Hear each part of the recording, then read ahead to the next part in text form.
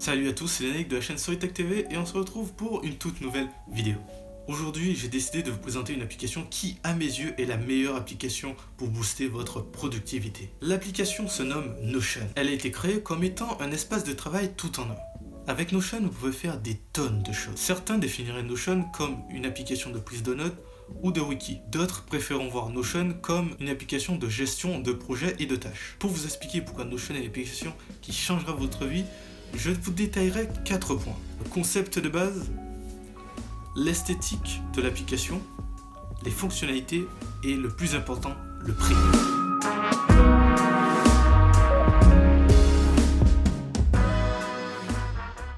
Bon, commençons par le concept de base. Sur Notion, vous avez des workspaces, des espaces de travail.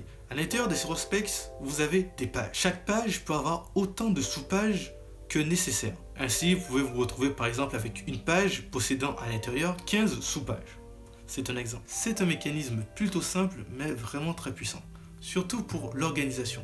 Mais nous verrons ça plus tard. Les espaces de travail permettent de gérer les accès et les droits en mode collaboratif. Bon, maintenant passons au design. Les développeurs de Notion ont opté pour un design sobre, épuré, minimaliste. L'objectif est simple, supprimer tout ce qui est superflu ou inutile pour se focaliser que sur ce qui est vraiment important. Un mode nuit est également disponible, ne laissez pas vos yeux souffrir plus longtemps.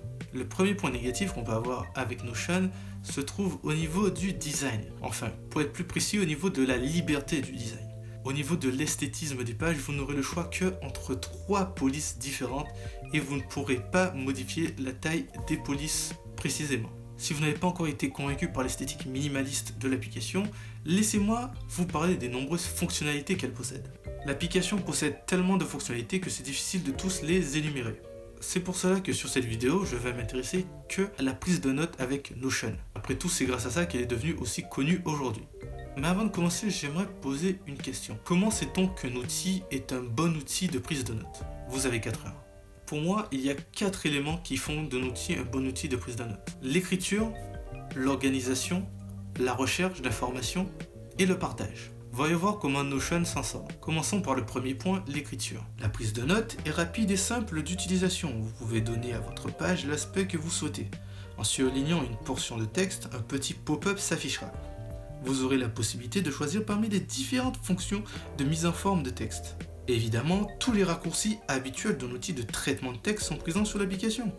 Pour les étudiants qui veulent prendre des notes et les mettre en forme rapidement, sachez que Notion supporte tous les styles Markdown. D'ailleurs, vous trouverez en description un lien amenant à la documentation de Notion sur ce sujet. Vous pouvez créer très rapidement des cases à cocher via l'option To-Do List. Vous avez aussi la possibilité de pouvoir intégrer des images, des vidéos, des citations et bien d'autres choses. Passons maintenant au second point, l'organisation. Alors, sur Notion, l'organisation dépend de vous.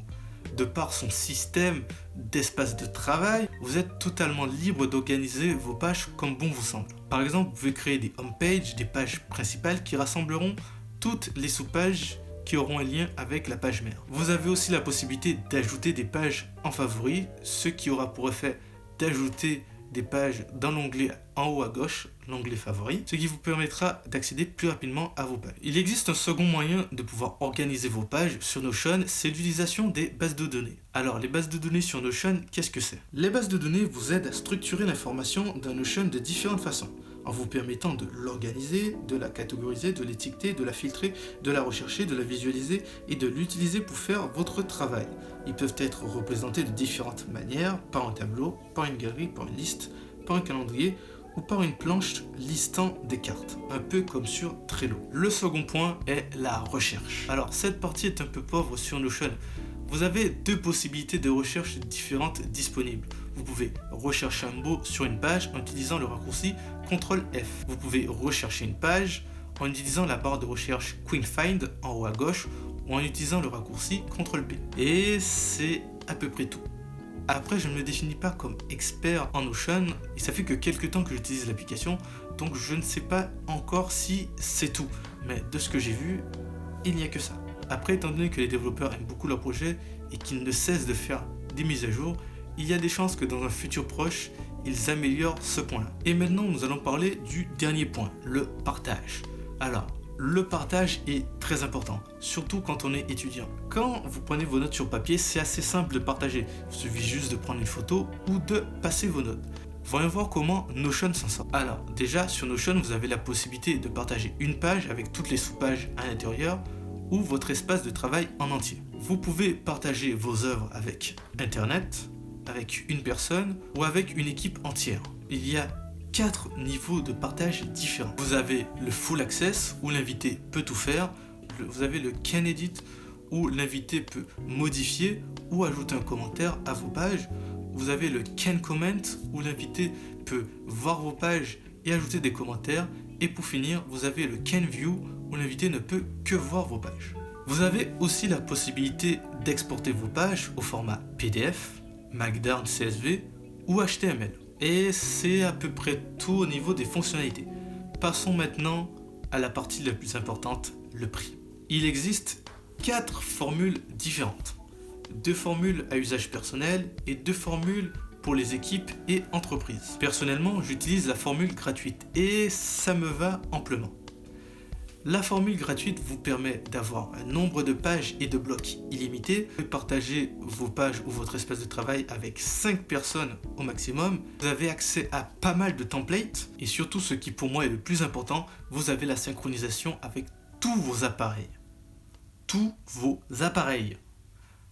C'est vrai que j'ai oublié de vous dire, Notion est disponible sur Mac et PC, iOS et Android. C'est pas mal quand même. Si vous voulez soutenir les développeurs, vous pouvez toujours souscrire à l'offre personnelle pro qui coûte 4 $ par mois. Si vous êtes étudiant, il existe une formule étudiante où en vous inscrivant avec votre adresse email étudiante, vous avez accès à l'offre personnelle pro gratuitement. Le problème étant que je n'ai pas encore accès à mon adresse email étudiante et du coup je ne peux pas encore m'inscrire avec, donc je ne sais pas encore si ça fonctionne avec les adresses email étudiantes françaises. On verra bien. Et c'est tout. Je vous ai donc tout dit de ce que je pensais de l'application Notion. J'ai récemment découvert cette application en regardant les vidéos de Thomas Frank. Thomas Frank. On va rester sur Thomas Frank. Si vous comprenez l'anglais, vous devez définitivement regarder ces vidéos. En tout cas, moi de mon côté, je vais continuer d'utiliser cette application pour ma prise de notes en cours cette année et pour la gestion de ma chaîne YouTube. Merci à tous d'avoir regardé cette vidéo. C'était Lenaïk. À Donut Today. Merci à tous d'avoir regardé cette vidéo. Si vous avez aimé, vous pouvez laisser un like et n'oubliez pas de vous abonner pour voir plus de contenu.